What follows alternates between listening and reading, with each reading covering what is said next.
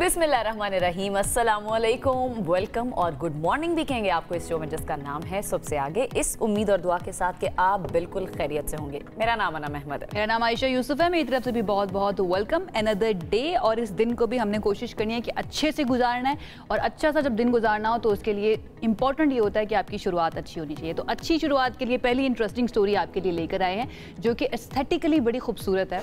पाकिस्तान में साल के सबसे बड़े super moon, beaver super moon का शानदार नज़ारा किया गया है। अगर आपने कल चांद को देखा हो और बहुत खूबसूरत लग रहा था, थोड़ा सा मुख्तलिफ लग रहा था, तो उसकी रीज़न ये है कि ये एक सुपर मून था और इसका नाम था बीवर, जबकि ये दूसरा साल का सुपर मून था और तीसरा और आखिरी सुपर मून जो है वो दिसंबर में देखा जाएगा। आपने देखा?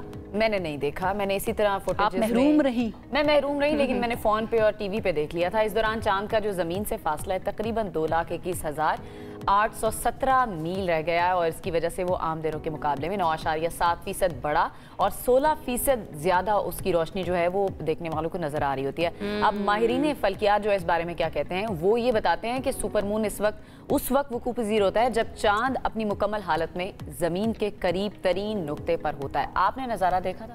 मैंने नहीं देखा, लेकिन अभी मैं बता रही हूँ तो मुझे बड़ा अच्छा लग रहा है देखते हुए भी और आपको बताते हुए भी। इसका मतलब है कि चांद इसलिए हमें बड़ा लग रहा होता है कि वो ज़मीन के करीब तरीन होता है। तो डेफिनेटली करीब तरीन जब होता है तो उसके इफेक्ट भी बड़े मुख्तलिफ किस्म के होते हैं। कुछ माहिरीन फल्कियात जो है ना वो कहते हैं कि डिजास्टर्स इफेक्ट्स भी हो सकते हैं, लेकिन हम जब कोई चीज़ खूबसूरत हमें नजर आ रही होती है ना तो उसको हम साइड पे करके उसके एस्थेटिक्स के ऊपर ज़्यादा तवज्जो देते हैं या जमालियात के ऊपर ज़्यादा तवज्जो दे रहे होते हैं। क्योंकि हम बात कर रहे हैं स्पेस के बारे में, अजराम फल्की के बारे में, तो ज़रा थोड़ा सा और बता देते हैं। अगली खबर जो है ना वो बड़ी इंटरेस्टिंग है और वो स्पेस से रिलेटेड है। साइंसदानों ने अब तक का सबसे बड़ा ब्लैक होल धमाका दरियाफ्त कर दिया, जिससे 10 खरब 100 सूरजों जितनी रोशनी जो है ना वो इस वक्त खारिज हो रही है। 10 खरब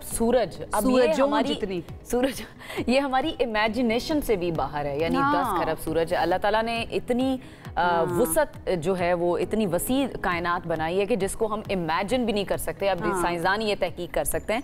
मुहक्किकीन ये बताते हैं कि ये ब्लैक होल एक देव हेकल सितारे को निगल रहा है जो हमारे सूरज से कम से कम 30 गुना बड़ा था। अच्छा, ये एनिमेटेड वीडियो भी दिखा रहे हैं, क्योंकि वैसे बात करते हुए तो हम उस तरह से बयान शायद ना कर पाए, लेकिन देखकर थोड़ा सा बेहतर तरीके से ये ब्लैक होल है और ये इस तरह से बहुत बड़े एक सितारे को निगल रहा है। तो ये उन्होंने जो माहिरीन फल्कियात था उनकी जानिब से एनिमेशन जो है वो भी जारी की गई है। बहुत ही इंटरेस्टिंग लगता है, आउट ऑफ द वर्ल्ड लगता है। Definitely out of the world तो है, लेकिन आउट ऑफ यूनिवर्स भी समटाइम्स लगना महसूस हो जाता है। लेकिन इंटरेस्टिंग सिचुएशन ये है कि ये हमारी जिंदगियों के ऊपर किस तरह से अफेक्ट कर रहा है, क्या अफेक्ट कर रहा है, इसके बारे में शायद कर भी रहा है या नहीं कर रहा, इस जिंदगी के अंदर नहीं जान पाएंगे, बिकॉज वी डोंट नो कि दुनिया के अंदर या यूनिवर्स के अंदर जो तब्दीलियां हो रही हैं वो हमारी जिंदगी पर किस तरह से अफेक्ट कर रही हैं। लेकिन इनकी ये शिरस्त के अंदर है कि उसको इस तरह की चीजें बहुत ज्यादा अट्रैक्ट करती हैं, वो जानना चाहता है, एक्सप्लोरर है। तो डेफिनेटली ऐसी खबरें आती हैं। अच्छा, मैं अक्सर सोच रही होती हूँ कि अल्लाह ताला ने जो हमारी कायनात बनाई है ये हम कयामत तक इसको एक्सप्लोर ही करते रहेंगे, और ये इंसान के बस की बात उस तरह से शायद है नहीं कि वो इसको एक्सप्लोर करे। दुनिया चाहे जितनी भी तरक्की कर ले, लेकिन बहुत सारी चीजें अभी भी बाकी, शायद हमने आधी भी एक्सप्लोर नहीं की। आधी क्या, हमने तो 1% भी शायद नहीं किया। खैर जी, जो चीजें एक्सप्लोर हुई हैं हम वो कौन सा संभाल के ना सही तरह चल रहे हैं। कार्गो तैयारा हमने कर लिया इजाद, या तैयारे हमने इजाद कर लिए जो हवा में उड़ते हैं, लेकिन उनको ठीक तरह से हम चला नहीं पाते। अब अमेरिका में हुआ ये कि एक कार्गो तैयारा क्रैश हुआ है, जिसके नतीजे में कम से कम अनफॉर्चुनेटली 12 अफराद हलाक हुए हैं और मुतअद्दिद जख्मी भी बताए जा रहे हैं। ये बदकिस्मत तैयारा जो है इसने रियासत कंटकी के लुइविल इंटरनेशनल एयरपोर्ट से उड़ान भरी थी, जो फौरन ही गिरकर तबाह हो गया।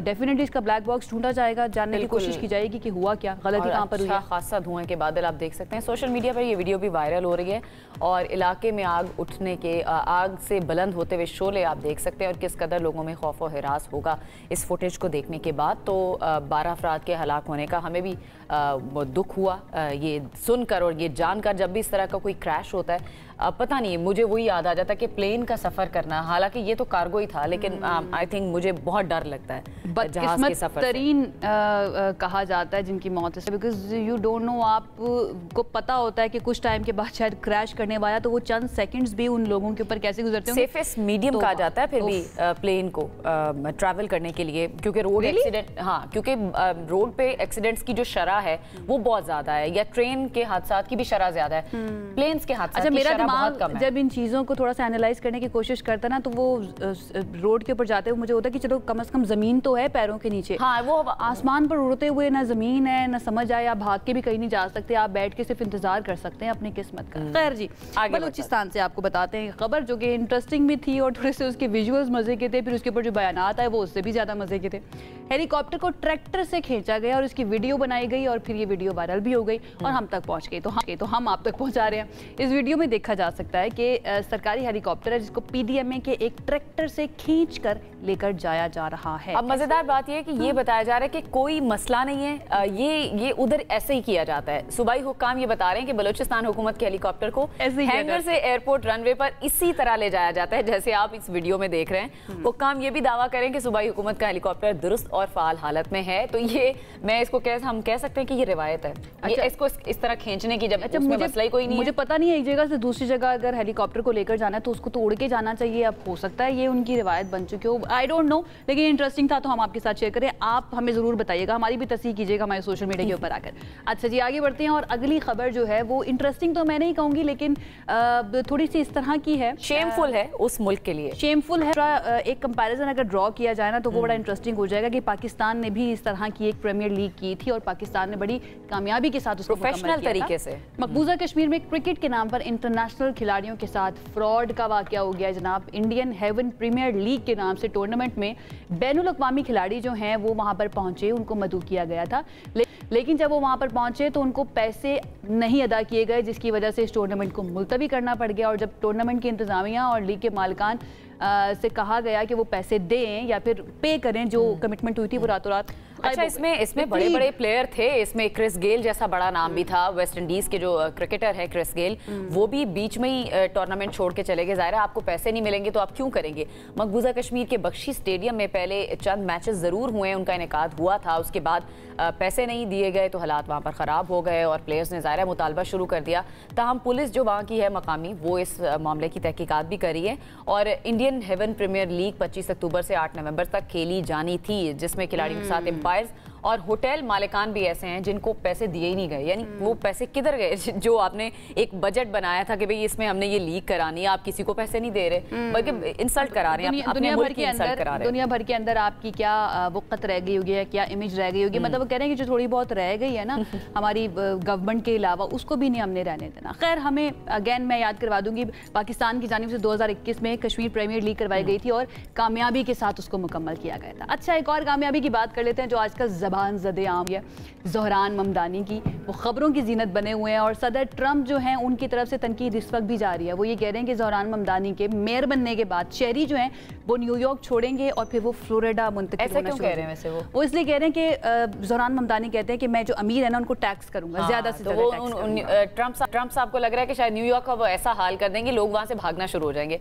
12 जी, न्यूयॉर्क सिटी ने इलेक्शन के दिन अपनी खुद मुख्तारी खो दी है, ये ट्रंप कह रहे हैं, और एक कम्युनिस्ट अमेरिका के सबसे बड़े शहर का मेयर बन चुका है। अब देखते हैं कि ज़ोहरान ममदानी, ज़ोहरान अपने आप को डेमोक्रेट सोशलाइट कहते हैं, जबकि सोशलिस्ट कहते हैं, जबकि ट्रंप जो है कि वो कहते हैं कि ये सोशलिस्ट नहीं है बल्कि कम्युनिस्ट है। और कम्युनिज्म से तो वैसे ही अमेरिका के लोग जो है ना बहुत ज़्यादा उनकी जान जाती है। खैर, अब ये कहा जा रहा है ट्रंप की जानिब से कि अब मियामी भी जल्द न्यूयॉर्क सिटी से आने वाले अफराद के लिए पनाहगाह बन जाएगा और वहाँ के लोग ममदानी के कम्युनिस्ट नज़रियात से बचना भी चाहते हैं। एक और इंटरेस्टिंग सिचुएशन बनी वो ये कि सदर ट्रंप से एक इंटरव्यू दे रहे थे, उनसे एक सवाल हुआ कि भाई आपके बारे में और ममदानी के बारे में एक जैसे तासुरात पाए जाते हैं, लोग कहते हैं कि आप भी बिल्कुल कन्वेंशनल हैं, आपके पॉलिटिक्स का तरीका बड़ा मुख्तलिफ है, तो आप अग्री करेंगे उस चीज़ से? तो ट्रंप ने जवाब क्या दिया, ज़रा सुनते हैं।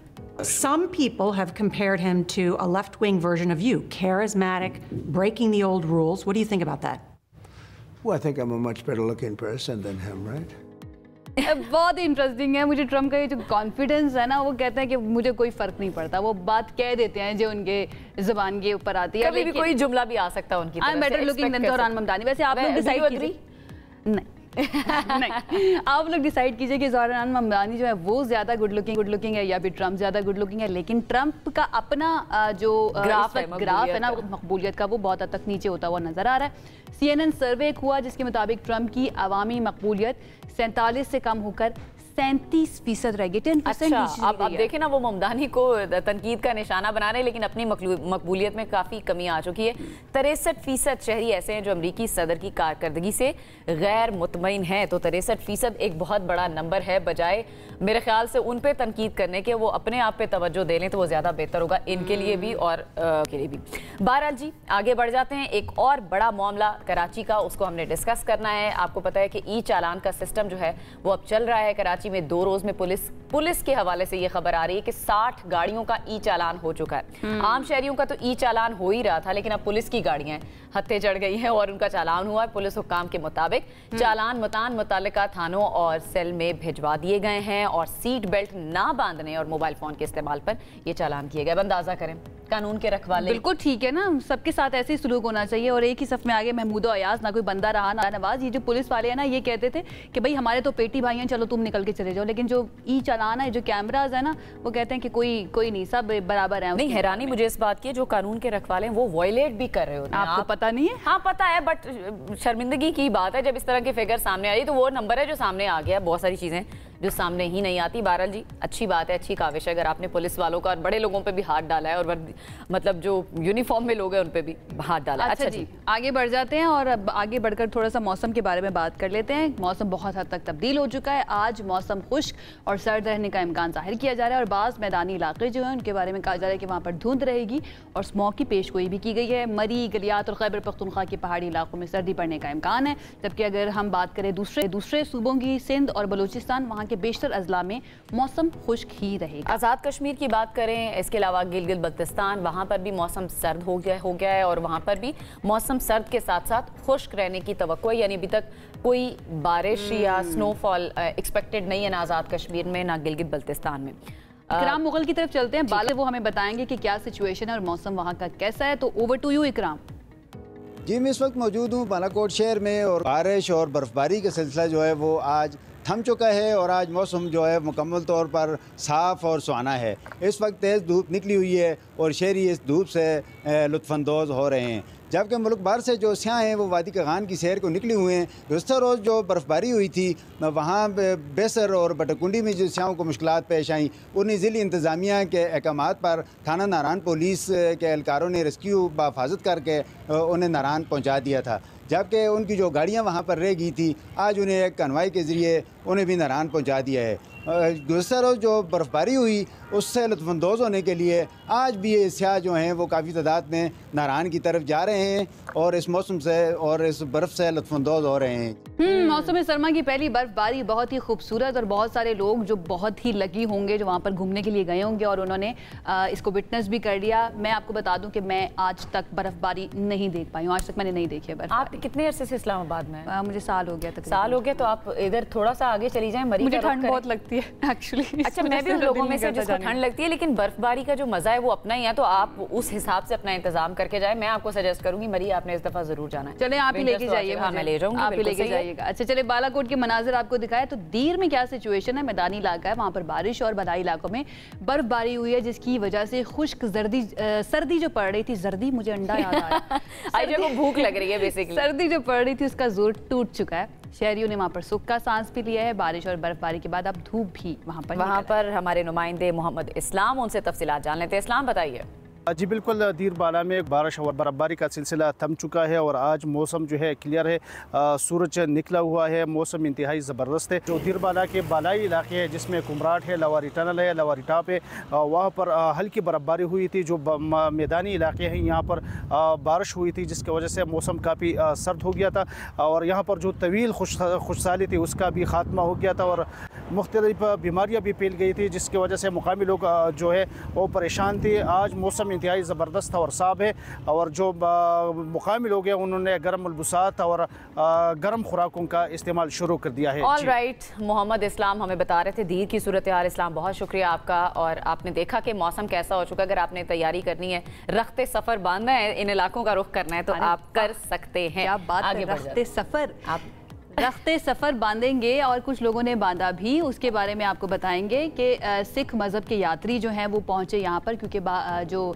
बाबा गुरु नानक है उनके 556वें जन्मदिन की 3 रोज़ा तकरीबात ननकाना साहब में इख्तिताम पजीर हो चुकी हैं।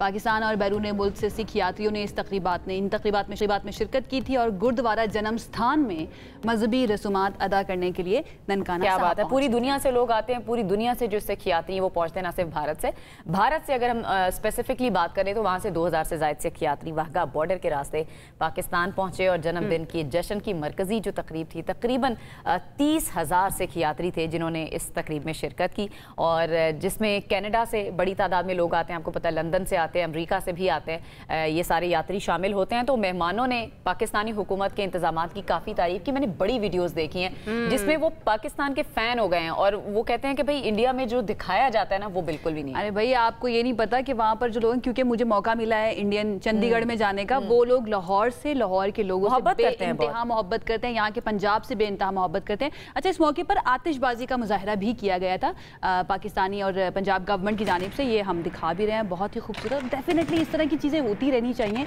एक तो ये कि आपकी फेस्टिविटीज़ बढ़ जाती हैं, त्यौहार जो है ना वो ज़्यादा बढ़ जाते हैं और क्रॉस कल्चरल एक्टिविटीज़ जो है ना वो भी बहुत ज़्यादा हो जाती हैं। तो ये इंटरेस्टिंग सिचुएशन थी, इसके बारे में हमने आपको बताया। आप ज़रा जान लेते हैं कि तकरीबात किस तरह की रही हैं। हमारे साथ इस वक्त मौजूद हैं सूबाई वज़ीर हैं बराए अक़लियती उमूर सरदार रमेश सिंह अरोड़ा। सिंह साहब, थैंक यू सो मच हमें ज्वाइन करने के लिए। सबसे पहले मैं ये जानना चाहूँगी कि जो तकरीबात थी 3 रोज़ा वो इख्तिताम पजीर हो चुकी हैं, क्या इंतजाम थे और ओवरऑल कैसा रहा सब कुछ? 1900 से 2000 के करीब भारत ने सिख यात्री पाकिस्तान भेजे हैं, वो हमारे सर का ताज है, हम उनको पूरी इज्जत देते हैं। और इस वक्त चीफ मिनिस्टर पंजाब ने, कल आपने देखा चीफ मिनिस्टर पंजाब ने ट्वीट भी किया था, जिस तरीके से हुकूमत पंजाब की तरफ से गुरुद्वारा साहब के अंदर जो लाइटिंग का इंतजाम किया गया, गुरुद्वारा साहब के बाहर जितनी सफाई सुथराई का इंतजाम किया गया। और वज़ीर आला पंजाब का बार बार ये कहना है कि हम अमन पसंद लोग हैं, हम मोहब्बतें बांटने वाले लोग हैं, और उनका ये कहना कि अक़लियत मेरे सर का ताज है, अक़लियत को तहफ़्फ़ुज़ देना, अक़लियतों की मजहबी इबादतगाहों को उनको मजहबी आज़ादी देना मेरी हुकूमत की अवलीन तरजीह है। वज़ीर आज़म पाकिस्तान जनाब मियाँ मोहम्मद शहबाज शरीफ साहब की हिदायत पे, मोहतरमा मरियम नवाज शरीफ साहबा वज़ीर आला पंजाब उनकी हिदायत पे, दोनों हुकूमतें मिल के आने वाले मेहमानों को मेहमानों का बेहतर से बेहतर इस्तकबाल भी किया जा रहा है और ये दाद की मुस्तहिक भी हैं जो लोग भी ये कर रहे हैं, पंजाब गवर्नमेंट है या फेडरल गवर्नमेंट है। अच्छा, ये बता दें कि गुरुद्वारा जन्म स्थान ननकाना साहब में सिख यात्रियों के इस्तकबाल के लिए खास तौर पर जो सिक्योरिटी तदाबीर की गई थी या इंतजाम किए गए थे, इकदाम किए गए थे, उस हवाले से बताएं थोड़ा सा। सिक्योरिटी के हवाले से, सेहत के हवाले से, सफाई के हवाले से एक पूरी जामिया पॉलिसी मरतब की हुई है। इस पूरे प्रोसेस के अंदर हमारे तमाम कमिश्नर साहबान, हमारे RPO साहबान, हमारे DCO DPO सब ने मिल के हुकूमत पंजाब की सरबराही में चीफ मिनिस्टर पंजाब के विजन के मुताबिक, जहाँ पे हमने आने वाले तमाम मेहमानों को बेहतर से बेहतर सहूलियत देनी, उस पर काम करें।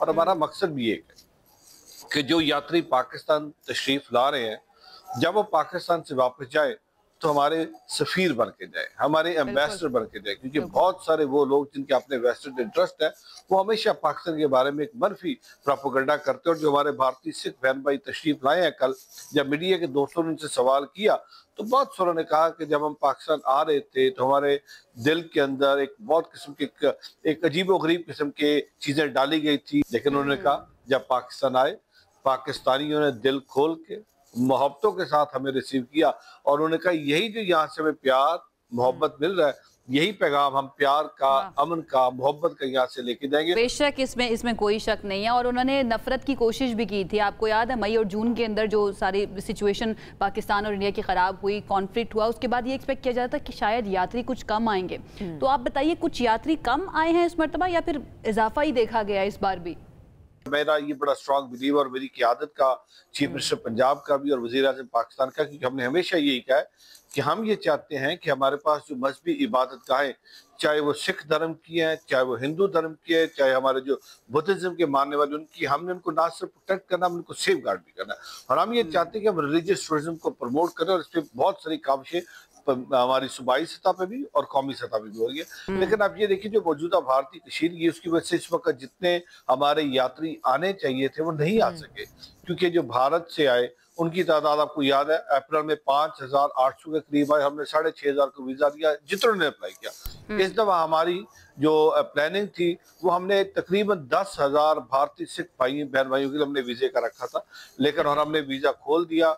लेकिन भारत की तरफ से शायद जो आए हैं वो उनकी तादाद 2100-2200 से शायद कम ही है, लेकिन हमने वीजा 2400 को इशू किया। लाइकवाइज इस टेंशन कशीदगी की वजह से बहुत सारे जो हमारे डायस्पोरा है दे डिडंट कम। तो मैं ये समझता हूँ सियासत को और मजहब को हमें एक दूसरे से जुदा रखना, सियासत और मजहब को अलग अलग ही रखना चाहिए। ये हमारे पड़ोसी मुल्क को सोचना चाहिए, क्योंकि हम तो इसको मिक्स बिल्कुल भी नहीं कर रहे होते। अच्छा, ये बता दें कि पाकिस्तान और भारत के ताल्लुकात जो कशीदा हुए थे पिछले दिनों, उसमें यात्रियों के जो वीज़े का इजरा है उसमें आलमी सतह पर क्या पैगाम जाएगा? हमने इतने यात्रियों को वीज़ा दिया है पाकिस्तान की तरफ से। जी, ये तो पैगाम चला गया ना कि पाकिस्तान ने जब करतारपुर सब का लांघा खोला तो पाकिस्तान ने कहा, अपना दिल बड़ा किया और कहा जी भारत के साथ हमारे तल्लुकात कशीदा है, लेकिन जो हमारे सिख बहन भाई या नानक नाम लेवा सकता है जो भी पाकिस्तान करतारपुर सब दर्शन करना आना चाहता है, हम उनसे वीजा की डिमांड नहीं करते, वो आए मत्था टेके जाइए। बहुत बड़ी एग्जाम्पल है इंटरफेथ हमने की और पाकिस्तान ने अपना दिल बड़ा किया। इसी तरह आपको याद होगा मई में जब भारत की तरफ से पाबंदी आयद हुई कि कोई पाकिस्तानी शहरी भारत नहीं आ सकता, वीजा नहीं देंगे, लाइकवाइज रेसिप्रोकेट हुआ पाकिस्तान की तरफ से। हमने कहा कोई पाकिस्तान के अंदर भारतीय शहरी नहीं आएगा, हम वीजा नहीं देंगे। लेकिन साथ ही पाकिस्तान ने कहा कि जो हमारे भारतीय सिख बहन भाई पाकिस्तान यात्रा के लिए आना चाहते हैं हम उनको वीजा भी देंगे, हम उनको फैसिलिटेट भी करेंगे। और ये उसके सामने आपकी एग्जांपल है, पाकिस्तान भारत का बॉर्डर बंद है, लेकिन आज भी हमारे भारतीय शहरी पाकिस्तान के अंदर मौजूद है। हमने उनको वीजा दिया और हमने कहा जितने आना चाहते हैं आप अप्लाई करें, हम आपको वीजा देंगे। लेकिन मैं ये समझता हूँ भारत ने, शुक्रिया, उन्होंने हमारे सिख बहन भाइयों को वीजा दिया। सिंह उसका रीजन है ना, हम वो कौम है जो समझते हैं कि मोहब्बत फातह आलम, मोहब्बत जो है वो सबको फतह कर सकती है। खैर, इस वक्त जो सिचुएशन आपने बताई है, उसके बाद गुरुद्वारा जन्म स्थान की तज़ीनो आराइश के लिए भी हमें पता है बहुत कुछ किया जाता है, बहुत से इकदाम किए जाते हैं, तो उसके बारे में भी जरा बताइए।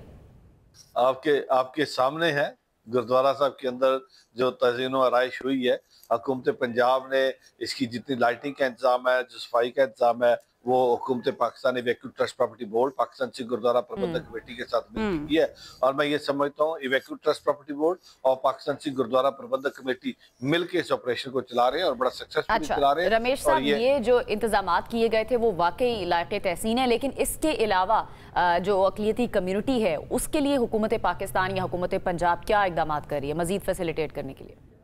देखिए जी, सिख को तो हमेशा पाकिस्तान की आवाम ने, पाकिस्तान की हुकूमत ने बड़ी इज्जत की निगाह से देखा और हमारा इस वक्त फोकस यही है कि हमने आने वाले मेहमानों को बेहतर से बेहतर सहूलियत देनी है और इस पर हम काम भी कर रहे हैं। और इंशाल्लाह आप देखेंगे कि ये जो 10 दिन का हमारे सिख बहन भाई को क़याम है, ये जब जाएंगे यहाँ से तो मुफ्त समेट के जाएंगे और ये मुफ्त तकसीम करेंगे। ज़बरदस्त, बहुत शुक्रिया। सरदार रमेश सिंह अरोड़ा साहब हमारे साथ मौजूद थे और हमें बता रहे थे कि किस तरह से सारे इंतजाम किए गए हैं। इस सेगमेंट का कंक्लूजन जो है ना, मैं एक ट्रिब्यूट के साथ करना चाहूँगी जो लिखा इकबाल ने, नानक के नाम से उनकी एक पूरी नज़म है जिसका आखिरी शेर है कि फिर उठी आखिर सदा तौहीद की पंजाब से, हिंद को एक मर्द कामिल ने जगाया ख्वाब से। क्या बात है। आगे बढ़ते हैं जी, बात करते हैं कुछ क्रिकेट की। पाकिस्तान और जनूबी अफ्रीका आज दूसरे वनडे में टकराने जा रहे हैं। पहला मुकाबला पाकिस्तान जीत चुका है। कांटेदार मुकाबले के लिए दोनों टीमों की भरपूर तैयारियां इस वक्त जारी हैं और दोपहर 3 बजे कहा जा रहा है ये शुरू हो जाएगा मैच। और इससे पहले सीरीज आपको पता है पाकिस्तान ने जीता है पहला मैच और इसमें 1-0 से पाकिस्तान ने बरतरी हासिल की और शायकीन काफ़ी पुरुम्मीद हैं ग्रीन शर्ट्स की आज जीत के लिए और सीरीज अपने नाम करने के लिए काफ़ी पुरुम्मीद नजर आ रहे हैं। लेकिन दूसरी तरफ मैं बहुत पुरुम्मीद हूँ, लेकिन मैं ये कह रही हूँ कि इजी नहीं लेना। दूसरी तरफ भी साउथ अफ्रीका है, आपने ओवर कॉन्फिडेंट नहीं होना, ये मेरा मशवरा है अगर प्लेयर्स तक पहुंच जाए। वैसे तो उनको खुद भी ये बात पता होगी। बहरहाल जी, पूरी तैयारी है, प्रैक्टिस भी हो चुकी है। अब हमने मैदान में उतरना है हमारी टीम ने और अच्छा परफॉर्म करना है। अच्छा परफॉर्म करने के लिए हम चाह रहे हैं कि अच्छे मशवरे भी हैं। कितनी तो हमारे साथ बातें करती हैं आप। हाँ? मैं चाह रही हूँ अच्छे मशवरों के लिए हम हमारे साथ जो एक्सपर्ट मौजूद हैं उनसे जरा बात कर लेते हैं। साबिक हैं तौसीफ अहमद साहब, उन्होंने हमें ज्वाइन किया है। तौसीफ साहब, बहुत बहुत शुक्रिया हमें ज्वाइन करने के लिए। सबसे पहले तो ये बताएं सबसे कि पहले अच्छी बातें बताएं। अच्छी कोई बात आपने करनी है, मोराल कैसा होना चाहिए या कैसा होगा पहली जीत के बाद टीम का? डेफिनेटली मोराल तो हाई होना चाहिए जैसे भी जीते। ये लफ्ज मैं इसलिए कह रहा हूँ कि आपने खुद का भी मोराल हाई करें तो मेरा ख्याल है कि जीतना चाहिए। और बहुत अच्छा खेले हम, मगर एंड हम लोग जो है ज़रा ख़राब कर देते हैं। और फिर वही बात आती है, लोग कहते हैं कि टीम जो है वो उनकी इतनी ज़्यादा तगड़ी नहीं है, मगर हम लोग इतना एंड में जाके सनसनी क्यों कर देते हैं। तो वो मुझे थोड़ा सा बस है कि आखिर क्यों ऐसा होता है। अच्छा भला स्कोर जो है आप लेके सब जा रहे होते हो और फिर एंड में आप 3-4 विकेट्स गिराते हो और मैच फंस जाता है, फिर सनसनी फैल जाती है। तो ज़रूरी है कोई कि सनसनी आप फैलाएं, सीधा सीधा जीतें। 250 रन्स, मेरा ख्याल इतने रन्स थे ही नहीं जो कि हम समझ रहे थे कि शायद जिस तरह साउथ अफ्रीका ने स्टार्ट किया था तो लग रहा था कि 300 प्लस वो लोग करेंगे। बट आई थिंक मेरा ख्याल है कि पाकिस्तान ने नीचे जाके काफी खराब बैटिंग की। जब 10-15 रन रह गए तो इसको देखें और जो मैनेजमेंट है वो देखें, प्लेयर खुद सोचें। आई होप इंशाल्लाह हम इनको हराएंगे। We really need a good start as well. हमारे ओपनर जो हैं उनको भी, उनसे भी बहुत एक्सपेक्ट किया जाता है कि वो एक अच्छा स्टार्ट तो हमें दें। पहले वनडे के अंदर हमारा जो मिडिल ऑर्डर था उसने बहुत अच्छा परफॉर्म किया और एक अच्छी पार्टनरशिप भी हमें देखने को मिली। आपको क्या लगता है, क्या कोई तब्दीली की जा सकती है? हमारे जो ओपन करने वाले जितने भी ओपनर हैं हमारे, उनके अंदर कुछ तब्दीली की जा सकती है? उनकी पोजीशन को कुछ तब्दील किया जा सकता है? मेरा नहीं ख्याल कि ओपन आपके चेंज होंगे इसमें, और ओपन आपको अच्छा स्टार्ट दे रहे हैं और ओपन की आपको इतनी जरूरत है नहीं। आपको एक्चुअल मिडिल ऑर्डर में सारा प्रॉब्लम होता है। अगेन बाबर फिर आउट हो गए। ये सबसे बड़ी मुश्किलात हैं जो सभी के लिए हैं और आवाम के लिए भी हैं। आवाम ने जितना जोर उनके लिए लगाया है शायद ही मेरी हिस्ट्री में शायद किसी के लिए इतना जोर लगा हो, मगर बैड लक उनकी कि वो आउट हो रहे हैं। और आउट होने के बाद जो है वो आपको पता ही है कि फिर शोर मचना शुरू हो जाता है। तो मेरा ख्याल है उनको देखना पड़ेगा कि उनमें वो क्या गलतियां कर रहे हैं। मैनेजमेंट तो आपसे बात करती है लेकिन आपको सोचना पड़ेगा। फिर ये है कि आपने 1-2 प्ले फ़हीम को आपने नहीं खिलाया। 1-2 लड़के बाहर बैठे अगर हैं तो आप उनको चांस दे दें। उनको चांस क्यों नहीं दे रहे? तौसीफ साहब, आप किसकी जगह किसको समझ रहे हैं कि टीम में आना चाहिए और किसको आउट होना चाहिए? देखिए, आउट का जहां तक ताल्लुक है, आपने हुसैन तलत को किस बेस पे खिलाया, हमें अभी तक इस बात की समझ नहीं आ रही। फ़हीम अशरफ पिछले टूर्नामेंट में जो है मैन ऑफ द सीरीज भी हुए थे, उनको काफी परफॉर्मेंस थी। अब आप अगर ये सोचें कि हम दूसरों को चेक कर रहे हैं तो आप कितना चेक करेंगे, कब तक चेक करेंगे?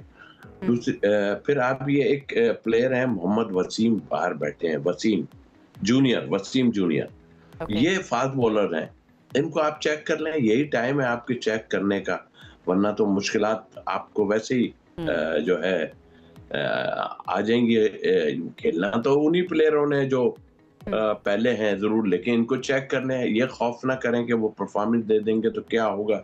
जिस तरह के आपके सलमान मिर्जा ने परफॉर्मेंस दी तो सब ने कहा भाई एक और हमें शाहीन मिल गया। ऐसा नहीं होता।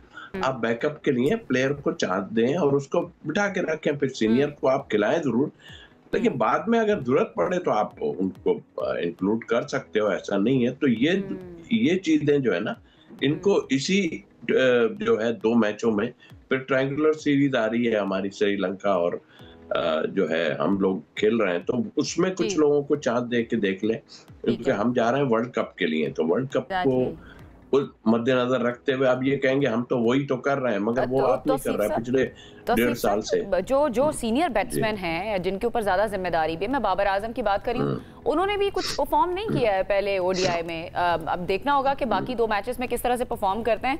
तो आपको क्या लग रहा है उनका प्रॉब्लम? देखिए, उनको कुछ अब तीनों जो वो हैं, मतलब फास्ट बॉलर्स पे भी उनको मुश्किलात हो रही हैं, उनको ऑफ स्पिनर पे भी हो रही हैं, और फिर एक लेफ्ट आर्म स्पिनर है जो आर्म बॉल करता है, जो टेक्निकली मैं आपको बताऊं लोगों को अगर सुन रहे हैं तो आर्म बॉल करता है। वो बजाय टर्न होने के वो तेजी से अंदर की तरफ आती है।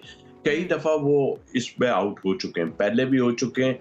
तो ये जमाना वो है कि लोग जो हैं अब सब पे होमवर्क करके आते हैं कि कौन कहाँ पे वीक है, कहाँ दुनिया में ऐसा हो रहा है। आपका एनालिस्ट बैठ के इतनी तनख्वाहें जो ले रहे होते हैं, उनका काम ही ये होता है कि आप अपने कोच को बताएं, पूरा हो सकता है बता रहे हो, अगर वो बता रहे हैं और फिर कोच बता रहा है कि आपके लिए ये है और आप नहीं खेल रहे, इट मींस कि आप में फॉल्ट है। तो ये चीजें प्लेयर प्रॉब्लम या एनालिस्ट की प्रॉब्लम है या आपकी अपनी प्रॉब्लम है, कहीं ना कहीं तो प्रॉब्लम है, इसको आइडेंटिफाई करना मुझे लगता है कोचेज और टीम मैनेजमेंट का काम है। तौसीफ साहब बहुत शुक्रिया आपको, आपका आपने अपना हमारे सामने रखा। सबसे आगे में यहाँ पर वक्त हुआ एक ब्रेक का, हम अभी वापस आ रहे हैं, स्टे विद अस। ब्रेक के बाद आपको कहेंगे खुश आमदीद, मुल्की सियासी सूरत हाल पर थोड़ी सी नजर डालते हैं। हुकूमत ने 27वीं आईनी तरमीम 14 नवंबर तक दोनों ऐवानों से मंजूर करवाने का फैसला कर लिया है। स्पीकर कौमी असम्बली की ज़ेर सदारत हाउस बिजनेस एडवाइजरी कमेटी में ये बात तय पाई है कि तरमीम पहले सेनेट से मंजूर कराई जाएगी और उसके बाद इत्तलात सामने आ रही हैं कि तरमीम की मंजूरी यकीनी बनाने के लिए वज़ीर आज़म शहबाज शरीफ ने वफाकी वज़रा और अरकान पार्लियामेंट के जो गैर मुल्की दौरे स्केड्यूल भी थे वो भी मंसूख करवा दिया। अच्छा, सेनेट में तरमीम की मंजूरी के लिए 64 वोट दरकार हैं और 61 रुकनी हुकूमती इत्तेहाद को JUI या ANP के 3 अरकान की हिमायत दरकार होगी। तो इसका मतलब है कि मुज़ाकरात भी करने होंगे, उन तमाम जमातों को राम करने की कोशिश भी करनी होगी।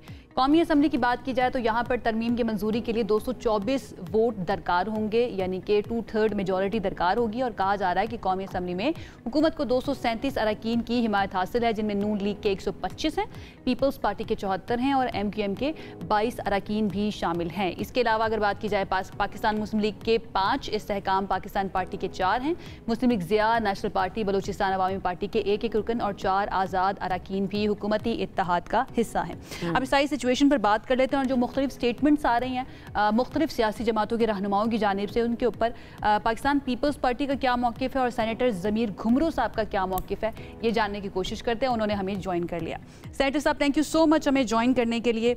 आई होप आप बिल्कुल ठीक ठाक होंगे। सबसे पहला सवाल ये कि ये जो इतनी जल्दबाजियां हमें नज़र आ रही हैं गवर्नमेंट की तरफ से कि इसको 14 नवंबर या 15 नवंबर तक मंजूर करवाना ही करवाना है, इसकी रीज़न क्या समझे आवाम या हम? ये क्योंकि फेडरल कॉन्स्टिट्यूशनल कोड का मेन जो प्रपोजल है इसमें, तो फेडरल कॉन्स्टिट्यूशनल कोड का तो 26 अमेंडमेंट में भी प्रपोजल था और चार्टर ऑफ डेमोक्रेसी में भी था। तो क्योंकि कॉन्स्टिट्यूशन में जब डिस्प्यूट रेजोल्यूशन मैकेनिज्म फेल हो जाता है तो उसके बाद जो है आपको कॉन्स्टिट्यूशन वर्केबल नहीं रहता। उस वजह से फेडरल कॉन्स्टिट्यूशन कोड जो है वो 18th अमेंडमेंट और कॉन्स्टिट्यूशन को वर्केबल बनाने में बहुत ज़रूरी है। तो ये तो पाकिस्तान पीपल्स पार्टी और मुस्लिम लीग नवाज का चार्टर ऑफ डेमोक्रेसी में जो है कंसेंसस था और तमाम सिविल सोसाइटी का भी था और दूसरी पॉलिटिकल पार्टीज भी थी। ये तो नॉन कंट्रोवर्शियल है। दूसरी इलेक्शन कमीशन की अमेंडमेंट है। इलेक्शन कमीशन के हवाले से भी आपने देखा कि 1.5 लाख है, उसमें भी जो है वो अगर अपोजिशन लीडर जो है वो नहीं आता तो वो सेम चीफ इलेक्शन कमिश्नर्स और मेंबर्स कंटिन्यू करते हैं, वो भी बड़ा इंपॉर्टेंट है। उसके अलावा पाकिस्तान पीपल्स पार्टी का जो मौक़िफ़ है कि 18th अमेंडमेंट और कॉन्स्टिट्यूशन को कमज़ोर नहीं किया जाएगा, उसको स्ट्रेंथन करने के लिए अगर अमेंडमेंट आती है तो उसको हम सपोर्ट करेंगे। और फेडरल कॉन्स्टिट्यूशनल कोर्ट इस 18th अमेंडमेंट को स्ट्रेंथन करने के लिए है, क्योंकि 18th अमेंडमेंट में इसको हम जो है वो नई कॉन्स्टिट्यूशन में जो है वो इंक्लूड कर सके थे, क्योंकि मुस्लिम लीग नून उस वक्त जो है वो हमारे साथ नहीं थी इस इशू पर। तो अभी मुस्लिम लीग नून जो है वो इस पर आ गई है कि 18th अमेंडमेंट के बाद ठीक है। मैं ये जानना चाह रही हूँ कि आपको जरूरत, पीपल्स पार्टी का जो मौक़िफ़ है वो आपने बताया, क्यों जरूरत महसूस हुई कि ये तरमीम होनी चाहिए और इसके बेसिक जो निकात हैं वो क्या हैं? बेसिक नुकात जो हैं वो तो एक फेडरल कॉन्स्टिट्यूशनल कोर्ट है, दूसरा आर्टिकल 243 में अमेंडमेंट है, तीसरा जो है वो NFC का जो है वो जो गवर्नमेंट के प्रपोजल्स हैं वो NFC में जो सूबों को तहफ़्फ़ुज़ हासिल है आर्टिकल 160 में कि सूबों का जो हिस्सा है वो प्रोटेक्टेड होगा और वो आइंदा NFC में कम नहीं होगा, ज़्यादा तो हो सकता है। ये है। दूसरा जो है वो फेडरल गवर्नमेंट का प्रपोजल है कि एजुकेशन और पॉपुलेशन प्लानिंग का सर्टेन पार्ट जो है वो फेडरल गवर्नमेंट को दिया जाए। पांचवा ये है कि इलेक्शन कमीशन और एग्जीक्यूटिव मैजिस्ट्रेसी है और फेडरल यही मेन जो है वो उसके खदखाल हैं। तो इस हवाले से जो है वो आज हमारी पार्टी की सेंट्रल कमेटी का इजलास है, शाम को जो है वो डिसीजंस आ जाएंगे कि किन प्रपोजल्स पर पाकिस्तान पीपल्स पार्टी एग्री करती है, किन पर नहीं करती है, क्योंकि हमारी पार्टी की यही पॉलिसी है कि 18th अमेंडमेंट और कॉन्स्टिट्यूशन को स्ट्रेंथन करने के लिए अमेंडमेंट लाई जाए, न कि जो है वो आप 18th अमेंडमेंट की बात कर रहे हैं जो कि सूबों को खुद मुख्तारी देती है बहुत हद तक। इसके बारे में जो वज़ीर आला KP के हैं सुहेल आफरीदी साहब, वो ये कह रहे हैं कि ये 27वीं तरमीम लाने की जो बात की जा रही है आइन के अंदर, ये सूबाई खुद मुख्तारी पर डाका है। ये वो किस बेस के ऊपर कह रहे हैं, और डेफिनेटली फिर पाकिस्तान पीपल्स पार्टी का इस पर क्या मौकिफ है?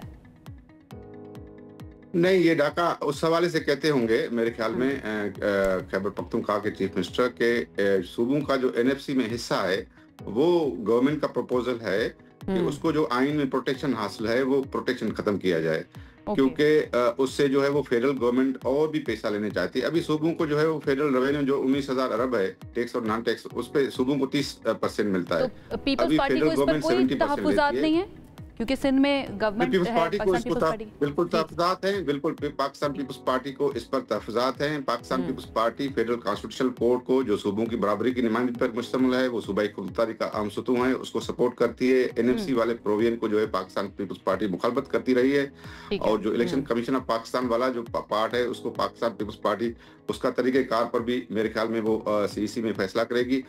बाकी जो एजुकेशन मिनिस्ट्री और पॉपुलेशन प्लानिंग वाला है वो भी पाकिस्तान पीपल्स पार्टी इसकी भी मुखालिफ रही है।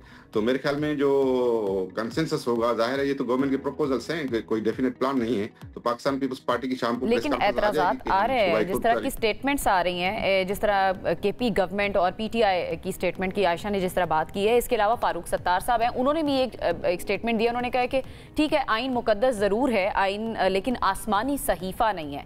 उनके स्टेटमेंट को आप किस तरह से देख रहे हैं?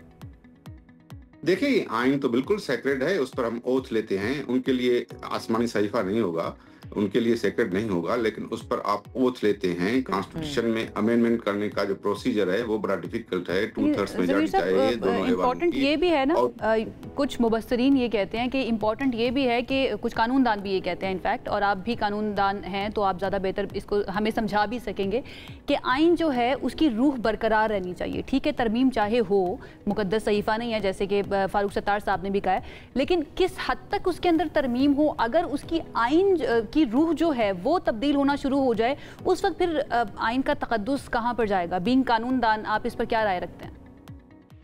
देखिए, जो साइलेंट फीचर्स हैं जो सुप्रीम कोर्ट ने भी डिक्लेयर किए थे कॉन्स्टिट्यूशन के, वो हैं उसका फेडरल कैरेक्टर, पार्लियामेंट्री कैरेक्टर और सूबाई खुदमुख्तियारी। ये 3 उनके सुतून हैं, उसको जो है वो किसी अमेंडमेंट के जरिए टच नहीं किया जा सकता। बाकी जो दूसरे इश्यूज हैं, जाहिर है सोसाइटी जो है वो डेवलप होती है, नया ईरा आता है, उसमें कॉन्स्टिट्यूशन एक लिविंग डॉक्यूमेंट है, उसमें तब्दीली करने की जरूरत पड़ती है। लेकिन ये जो बुनियादी सुतून है कि federal character of the constitution with provincial autonomy and parliamentary character of the constitution, ये आप जो है वो तब्दील नहीं कर सकते। बाकी जो अमेंडमेंट्स हैं, और इसमें जो ये प्रपोज्ड अमेंडमेंट है फेडरल कॉन्स्टिट्यूशनल कोर्ट की, ये सूबाई खुदमुख्तियारी का अहम सुतून है, क्योंकि सुप्रीम कोर्ट जो है वो डिस्प्यूट रेजोल्यूशन का फॉर्म है। बिल्कुल ठीक है, आपका पॉइंट आ गया। इन द एंड ज़मीर साहब ये बता दीजिएगा, ये 27वीं तरमीम जो है क्या ये फेडरल को पहले से ज्यादा मजबूत करती है? बिल्कुल, मैं कहता हूं कि अगर जो है वो फेडरल कॉन्स्टिट्यूशनल कोड बनाया जाए, एनएफसी वाला जो है प्रोविजन ड्राफ्ट किया जाए, एजुकेशन और पॉपुलेशन वाला ड्राफ्ट किया जाए, वो ड्राफ्ट ही होगा मेरे ख्याल में, जो मेरा जो है वो ख्याल है, तो बाकी जो प्रोविजंस हैं वो फेडरेशन को जो है मजबूत करेंगे। क्योंकि देखो, लास्ट 52 ईयर्स में कोई सूबा सुप्रीम कोर्ट के पास अपना डिस्प्यूट नहीं लेके आया, और सूबे जो है वो रिजेनमेंट पे हैं, कोई जो इंसर्जेंसीज चल रही हैं, तो सुप्रीम कोर्ट तो फेल हो गई थी। इस वजह से चार्टर ऑफ डेमोक्रेसी में ये पॉलिटिकल पार्टीज ने डिसाइड किया कि हम फेडरल कॉन्स्टिट्यूशनल कोर्ट बनाएंगे जो चारों सूबों की बराबरी की नुमाइंदगी पर मुश्तमिल होगी, ताकि सुप्रीम कोर्ट की जो बिल्कुल ठीक है, और ओवर द इयर्स बेहतरी भी आई है इदारों की कारकर्दगी में भी। अब इसके ऊपर राय मुख्तलिफ पाई जा सकती है, कुछ लोग उसको सपोर्ट भी करते हैं, कुछ लोग उसकी मुखालफत भी करते हैं, बट अगेन ओवरऑल अगर देखा जाए तो बेहतरी आई है इसके अंदर। बहुत शुक्रिया सेनेटर ज़मीर घुंबरो साहब हमारे साथ मौजूद थे, सीनियर पॉलिटिशियन है, पीपल्स पार्टी से ताल्लुक, और 27वीं आईनी तरमीम के बारे में अपनी राय और ओवरऑल पाकिस्तान पीपल्स पार्टी अब क्या करने जा रही है उसके बारे में बात कर रहे हैं। अच्छा जी, हमें ब्रेक पर जाना है, लेकिन ब्रेक पर जाने से पहले मैं आपको छोटी सी एक बात बता के जाना चाहती हूँ, क्योंकि मैं आप ब्रेक से जब आप वापस आएंगे तो आयशा आपके साथ होंगी, लेकिन मैं भी होंगी, ऐसा नहीं है कि मैं नहीं होंगी, लेकिन मैं होंगी भी और मैं नहीं भी होंगी। अब आप समझ ले, लेकिन मैं थोड़ा सा समझा देती हूँ। कराची से आए हैं खास मेहमान, मैं उनसे आपकी मुलाकात करवाऊंगी, लेकिन स्टूडियो के बाहर से। एक ब्रेक शामिल करते हैं। Stay with us. ब्रेक के बाद आपको कहेंगे खुश आमदीद। और अनम यहाँ से रवाना हो चुके हैं, थोड़ी देर के बाद हमें वो ज्वाइन कर लेंगी बाहर एक ऐसी मखसूस स्पॉट से जहाँ पर उनके पास बहुत इंपॉर्टेंट किस्म की खबर है और किसी मेहमान से भी उन्होंने मुलाकात करवानी है। तो तब तक आपका और मेरा साथ रहेगा। हम बात कर रहे थे क्रिकेट की, तो पाकिस्तान और जनूबी अफ्रीका आज दूसरा वनडे खेलने जा रहे हैं। आपको पता है कि 3 बजे ये मुकाबला होगा फैसलाबाद के अंदर और तैयारियां भरपूर की जा रही हैं। पहला मैच बहुत अच्छा जीते थे, वहाँ के लोग बहुत एक्साइटेड थे, आवाम भी बड़ी एक्साइटेड थे, जितने भी शायकीन क्रिकेट थे। आज कैसी तैयारियां वहाँ पर की गई हैं, ये ज़रा जान लेते हैं। फैसलाबाद क्रिकेट स्टेडियम के बाहर हमारे मौजूद हैं जावेद अख्तर, उनकी तरफ चलते हैं और उनसे जानते हैं कि शायकीन क्रिकेट जो है ना वो आज कितने ज़्यादा एक्साइटेड है सेकंड ओडीआई के लिए। जावेद बताइएगा, ओवर टू यू। जी हाँ, बिल्कुल 17 साल के बाद फैसलाबाद के इकबाल स्टेडियम में इंटरनेशनल क्रिकेट की बहाली हुई। 4 नवंबर को जनूबी अफ्रीका और पाकिस्तान के माबैन जो है वो दिलचस्प क्रिकेट मैच खेला गया। फैसलाबाद के क्रिकेट शायकीन ने बहुत दिलचस्पी से देखा और क्रिकेट शायकीन के चेहरों पर बड़ी मुस्कुराहटें रही हैं। हर चौके और छक्के के ऊपर ढोल की थाप पर यहाँ पे रक्स भी हुआ, भंगड़े भी डाले गए, खुशियाँ भी मनाई गई। आज दूसरा बड़ा टाकरा होने जा रहा है जनूबी अफ्रीका और पाकिस्तान के दरमियान। आज भी क्रिकेट शायकीन की एक कसीर तादाद जो है अभी इस स्टेडियम की तरफ आना शुरू हो गई है। अगर बात की जाए क्रिकेट शायकीन की तो उनका यह कहना है कि बाबर आजम से हमारी बड़ी उम्मीदें जुड़ी हुई हैं और हम उम्मीद करते हैं कि आज के मैच में बाबर आजम जो है वो कम बैक करेंगे और अपना बेस्ट गेम दिखाएंगे। और साथ ही साथ अगर मैं आपको सिक्योरिटी के हवाले से बताता जाऊं तो सिक्योरिटी के फुल प्रूफ इंतजाम किए गए हैं। स्टेडियम के आने जाने वाले तमाम दाखिली और खारजी रास्ते जो हैं उनको खारदार तरह और कंटेनर्स लगाकर बंद कर दिया गया है। पार्किंग का एक एरिया जो है वो मुख्तस किया गया है। शहरियों को क्रिकेट ग्राउंड तक आने में रसाई जो है वो जामे तलाशी के बाद दी जाती है। पिछले मैच में हमने यहाँ पर देखा कि फैसलाबाद का क्राउड जो है बहुत लविंग है, बहुत सपोर्ट करने वाला है, बहुत इंजॉय करने वाला है। तो आज भी क्रिकेट शायकीन का यही कहना है कि मैच शुरू होने से पहले आएंगे ताकि कतार में खड़े होकर जल्द से जल्द अपनी सीट पर जाकर बैठें और ग्रीन शर्ट्स को ज्यादा से ज्यादा सपोर्ट करें।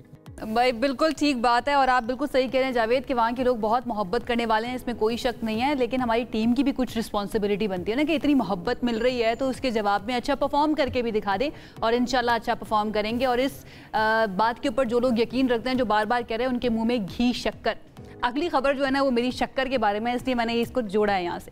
मुल्क के मुख्तलिफ शहरों की अगर बात की जाए तो वहाँ पर चीनी की फ़ी किलो कीमत जो है वो 220 रुपये से 230 रुपये तक पहुँच चुकी है और एक हफ्ते के दौरान चीनी की फ़ी किलो कीमत में 23 रुपये तक इजाफा देखने में आया है। अब इसकी रीज़न क्या है? क्या ये डिमांड सप्लाई का मसला है या फिर इसके पीछे कुछ और रीज़न है? हमारे नुमाइंदे इसमत हमारे साथ मौजूद है, उनकी तरफ चलते हैं और उनसे जान लेते हैं। इसमत। जी बिल्कुल, कोयटा में चीनी की कीमतों में नुमाया इजाफा देखने को मिला है। कोयटा के मुख्तलिफ मार्केटों में 2 अक़साम की चीनी फ़रोख्त की जा रही है। एक दुबई से दरामद की गई चीनी है जिसकी कीमत होलसेल रेट में जो है 190 से 200 रुपये में फ़रोख्त की जा रही है, जबकि आम मार्केट में 210 रुपये से 220 रुपये में फ़ी किलो फ़रोख्त की जा रही है। इसी तरह पाकिस्तानी जो चीनी है ये होलसेल में फ़ी किलो 210 रुपये, जबकि जो है आम मार्केट में फ़ी किलो 220 से 230 रुपये फ़ी किलो फ़रोख्त की जा रही है। कीमतों में इजाफे पर जो है डीलर हजरात का मानना है कि चीनी की, खासकर जो पाकिस्तानी चीनी है, इसकी किल्लत के बायस जो है इजाफा किया गया है और जबकि मज़ीद आइंदा आने वाले दिनों में जो है इजाफे का खदशा ज़ाहिर किया जा रहा है। इसी तरह यहाँ पर जो चीनी की कीमतों में इजाफे से हम देख रहे हैं कि खासकर कम आमदनी वाले अफराद हैं, इनकी मुश्किलात में इजाफा हो गया है, जबकि कम आमदनी वाले अफराद मुतालबा कर रहे हैं कि चीनी की कीमतों में कमी की जाए ताकि इनकी मुश्किलात में भी कमी आ सके।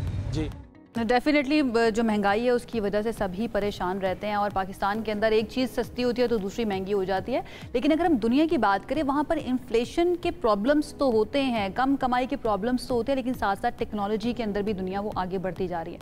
पोलैंड से आपको खबर दूँ जहाँ पर कागजी सेंसर और AI से पानी की क्वालिटी जाँचने वाले आले ने 30,000 पाउंड यानी कि 1 करोड़ 15 लाख रुपए जायद मालियत का जेम्स डाइस अवार्ड जो है वो जीत लिया है। इस जदीद वाटर स्टेशन से दरियाओं की सेहत जांची जाती है और ये पानी जो है ये इसकी सतह पर तैरता है और पानी का मयार भी चेक करता है। और इम्पॉर्टेंट बात यह है कि तकरीबन ये 75 घंटे पहले ही पानी के मयार की पेशगोई भी कर सकता है, यानी कि पहले ही बता सकता है कि आगे आने वाला पानी जो है ना वो बहुत ज़्यादा ख़राब होने वाला है ताकि बर वक्त फैसला किया जा सके।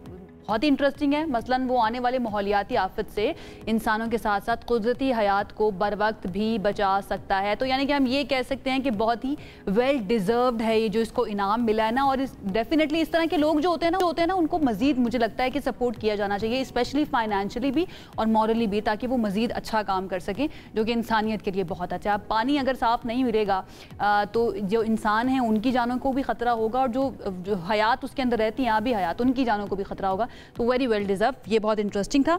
एक और चीज़ आपके साथ शेयर करते हैं, खबर आपके साथ शेयर करते हैं कि 6 नवंबर यानी आज का दिन, आज की तारीख जो है यौम शहदाए Jammu Kashmir line of control के जानिब कश्मीरी यौम शहदाए जम्मू कश्मीर मना रहे हैं। और आपको ये बताएं कि 1947 में आज ही के रोज़ बहुत ही अनफॉर्चुनेट सिचुएशन बनी थी जब डोगरा फौज ने जम्मू से पाकिस्तान हिजरत करने वाले लाखों मुसलमानों को शहीद कर दिया था। सदर आसिफ अली जरदारी की जानिब से बहुत इंपॉर्टेंट स्टेटमेंट आया। उन्होंने कहा कि भारत का कब्जा आज भी अहले कश्मीर के हुकूक सल्ब कर रहा है, जबकि पाकिस्तान कश्मीरियों की अखलाकी, सियासी और सिफारती हिमायत जारी रखेगा, जो कि हमारी नस नस के अंदर जो है ना ये इमोशन भरा हुआ है कि कश्मीर हमारा है और कश्मीर के लोग जो हैं वो हमारे बहन भाई हैं। और यहाँ पर रहने वाले आज़ाद कश्मीर के अंदर जितने भी पाकिस्तानी रहते हैं जो कि पाकिस्तान का हिस्सा है, डेफिनेटली वो बहुत ज़्यादा खुश भी हैं। अब जाते हैं एक ब्रेक की तरफ, ब्रेक से वापस आएंगे तो कुछ इंटरेस्टिंग लेकर आ रहे हैं, सो स्टे विद अस।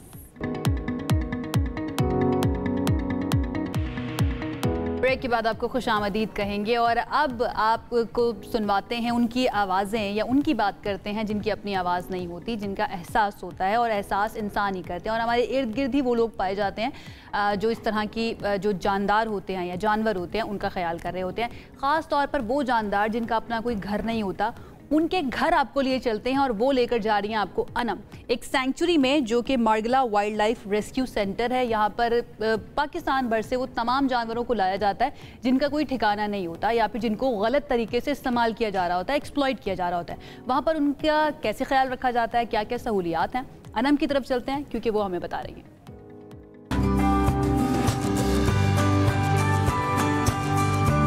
मैं इस वक्त मौजूद हूँ बियर रेस्क्यू सेंटर में और यहाँ पर कितने बियर्स मौजूद हैं और कितनी तादाद उनकी इससे पहले थी जब रानो यहाँ पर नहीं आई। हमारे साथ इस वक्त ऑपरेशंस इंचार्ज अनिला साहिबा मौजूद है, उनसे ज़रा इस बारे में जान लेते हैं कि कितने बियर यहाँ पर मौजूद है और उनकी कितनी नस्लें हैं जो यहाँ पर मौजूद है। अस्सलाम वालेकुम। वालेकुम अस्सलाम। अनिला क्या हाल है? अल्लाह का शुक्र। सबसे पहले तो आप मिल लें यहाँ बैक साइड पे, ये डब्बू और भल्लू हैं। अच्छा। ठीक है, हमारे पास इस टाइम पे 18 बेयर्स हैं जो कि ब्लैक एशियन बेयर हैं और रानो को मिला के हमारे पास 19 बेयर्स हो जाते हैं। मुझे बताएं, जब इनको रेस्क्यू किया जाता है इन जानवरों को, कैसी इनकी कंडीशन होती है और सबसे वर्स्ट कंडीशन में आपके पास कौन सा बियर अभी तक आया?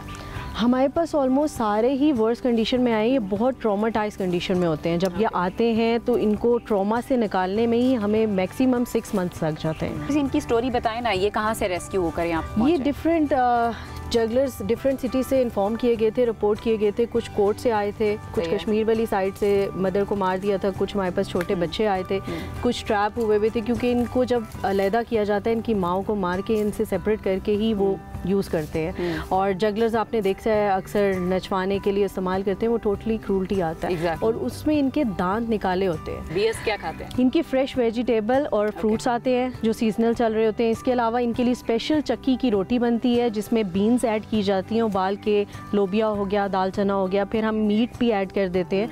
इनकी डाइट प्लान पूरा बना हुआ है, उसके मुताबिक इनको डाइट्स मिलती हैं।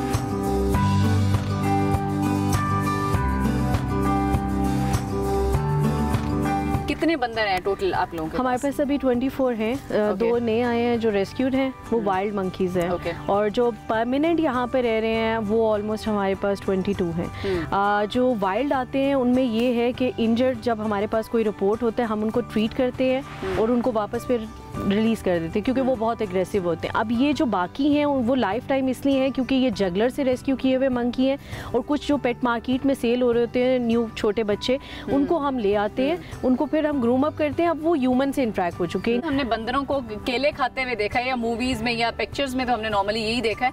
तो ये केले शौक से खाते हैं कि? केले इनको पसंद है बिकॉज शुगर वाली चीज़ें, इन्हें मीठी चीज़ें पसंद आती है। लेकिन देखिए नेचुरल जब नेचर में जानवर रह रहा होता है ना, वो अपनी पसंद से हर सीड्स, फ्रूट्स, फल अल्लाह ने बनाए हुए हैं, वो अपनी पसंद से खाते हैं डिफरेंट। हम एक चीज़ का यूज टू बना के, लोगों को लगता है बंदर को केला बहुत पसंद है, एक अट्रैक्ट करने के लिए दे देते हैं, लेकिन अच्छा नहीं होता शुगर, क्योंकि इनके लिए भी वही चीज़ें, बीमारियाँ इनमें पाई जाती हैं जैसे ह्यूमंस में होती हैं।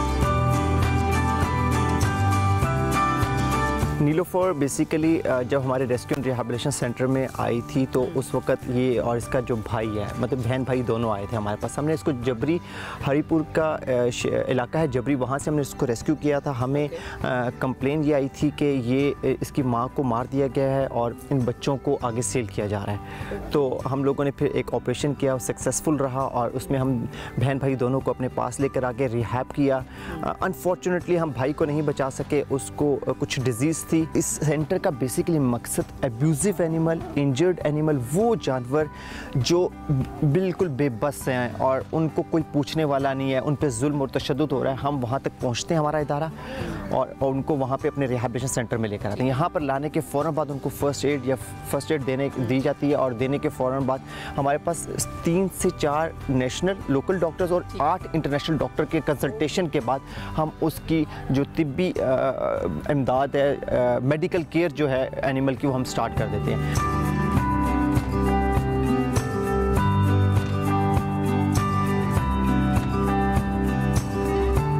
कितनी रोटी एक जानवर खाता है? ये 4 से 5 रोटियां एक जानवर को हम डालते हैं डेली बेसिस पे। अच्छा, इसमें मैं देख रही रोटियों में भी फर्क है। ये घी लगी हुई रोटियां, ये कुछ हमारे लाडले बियर हैं, उनके लिए हम स्पेशल घी लगाते हैं, ये देख लें। और ये स्पेशल चक्की का आटा होता है। इसमें जो लाल लोबिया होता है, दाल चना होती है, ये बॉईल करके डालते हैं। अच्छा। और सर्दियों में ये देख लें शहद, इनके ऊपर हम शहद भी लगा के शहद भी लगाते हैं। जी, सर्दी में इनको हम ना मूंगफली, सूरजमुखी का दाना, इस तरह की चीजें भी हम ऐड करते हैं। मैंने अभी देखा कि वहाँ पे शायद दाल बन रही है, तो वो दाल को किस तरह से खाते हैं? हम तो रोटी दाल या दाल चावल खा रहे, जानवर कैसे खाते हैं? दाल को बॉईल करके ना, ये देखें, ये दालें अंदर पड़ी हैं ये सामने। अच्छा, इसमें हाँ, ये लाल लोबिया इसके अंदर हम ऐड करते हैं। ओके जी, वो इसमें डालते हैं, इसमें खाते हैं इस तरह वो। अच्छा, तो कितना स्टाफ है जो इनके खाने का इंतजाम देख रहा है और रोटी बना रहा है या सालन बना रहा है? 2 स्टाफ जो हैं वो स्पेशल सुबह आता है 80 रोटी उसने बनानी है, सर्दी हो गर्मी हो धूप हो, एक दिन में 80 रोटी बन रही है? 80 रोटी हम डालते हैं।